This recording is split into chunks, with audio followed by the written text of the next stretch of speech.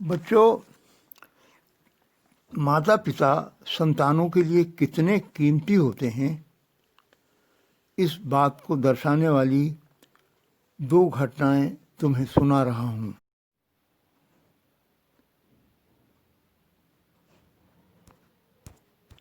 जब Napoleon Bonaparte France की सेना में जनरल थे,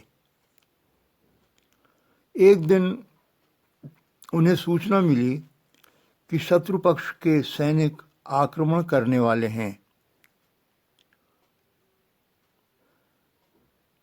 जान माल की सुरक्षा को ध्यान में रखते हुए उन्होंने तुरंत उस नगर को खाली करने का आदेश दे दिया जहां उनकी सेना पड़ाव डाले हुए थी। उस नगर के वासी अपने अपने मकान छोड़कर भागने लगे। नगर वासियों पर अचानक आई हुई इस विपत्ति पर नेपोलियन दुखी हो रहे थे, परंतु वो विवश थे। एक दिन उन्होंने देखा कि एक हृष्ट पुष्ट पहलवान अपने सिर पर टोकरा रखे हुए धीरे धीरे चला आ रहा है। नेपोलियन ने उसे रोककर पूछा, इस टोकरे में क्या है? कुछ नहीं सर, उसने जवाब दिया। कुछ तो होगा ही, नेपोलियन ने कहा।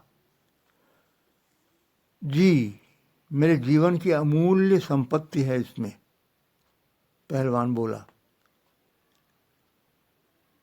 नेपोलियन ने टोकरा खोलकर दिखाने को कहा। पहलवान ने टोकरा खोल दिया। नेपोलियन आंखें फाड़े देखते रह गए। उस टोकरे में दो बूढ़े व्यक्ति बैठे हुए थे।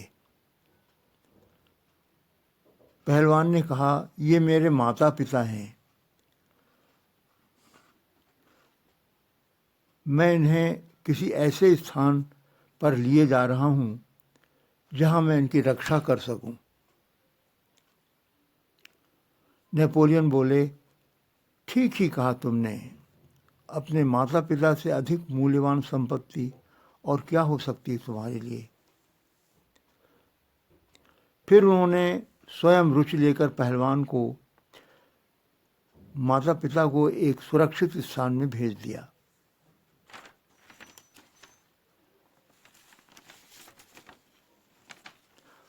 और अब मैं तुम्हें दूसरी घटना के बारे में बता रहा हूं।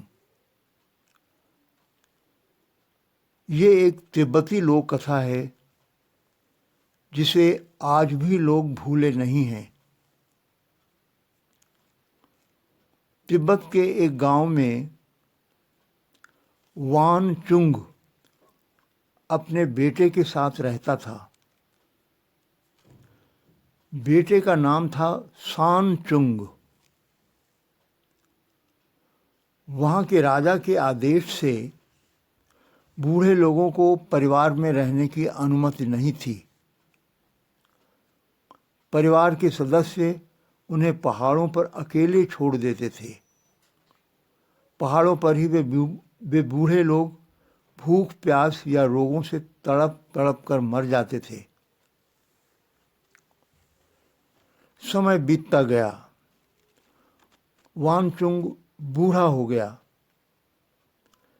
एक दिन उसका बेटा सानचुंग उसे पीठ पर लाद कर एक पहाड़ की ओर चल पड़ा। अपने पिता को इस प्रकार छोड़ने का उसका मन तो नहीं हो रहा था, परंतु राजा का आदेश मानने के लिए वो विवश था। बेटा जिस पहाड़ी रास्ते पर चल रहा था वो उसके लिए अनजाना रास्ता था। उसकी पीठ पर चढ़ा हुआ बूढ़ा वानचुंग अपने हाथ फैलाकर पेड़ों की टहनियाँ तोड़ता रहा और उन्हें जमीन पर गिराता रहा। पहाड़ पर पहुंचकर बेटे ने एक झोपड़ी बनाई। उसमें पिता को बिठाकर वो चलने लगा। बाप और बेटे दोनों ही रोने लगे। रोते रोते वानचुंग बोला, बेटे तुम रास्ता न भूल जाओ, इसलिए पहचान के लिए मैं रास्ते पर पेड़ों की टहनियाँ गिराता हुआ आया हूँ। तुम उन्हें देखते हुए घर पहुँच जाना। रोता बिलखता बेटा सांचुंग घर पहुँचा। 2 दिनों तक वो लेटा लेटा रोता रहा। उसे ये बात भूलती नहीं थी कि पहाड़ पर पिता को असहाय दशा में छोड़ने वाले अभागे और कृतघ्न पुत्र के लिए भी पिता को यह चिंता थी कि कहीं वो रास्ता भूल न जाए। फिर एक दिन वो चोरी चोरी अपने पिता को घर ले आया। दूसरे दिन वो राजा के पास गया और बोला, मैं अपने पिता को घर वापस ले आया हूँ। उनके बिना मेरा जीवन बिल्कुल सूना हो गया था। घर शमशान की तरह मालूम पड़ता था। इस तरह जीने के बजाय आपकी आज्ञा न मानने का दंड भुगतना अच्छा है। मैं आपके सामने दंड पाने के लिए खड़ा हूँ।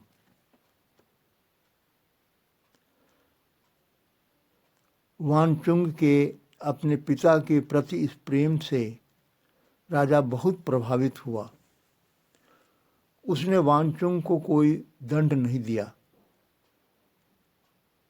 उसने बूढ़े लोगों को पहाड़ों पर छोड़ आने का अपना आदेश भी वापस ले लिया।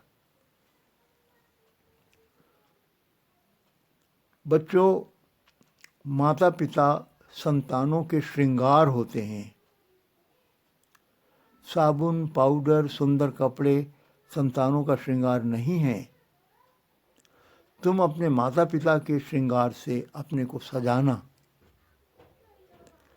कैसे सजाओगे? उनको मान सम्मान देकर, उनकी आज्ञाएं मानकर, अपने कष्टों की चिंता न करते हुए उन्हें सुख पहुंचाकर।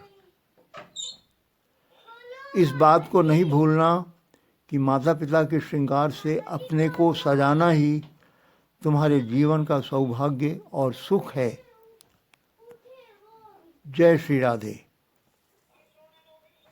अब देखो कितना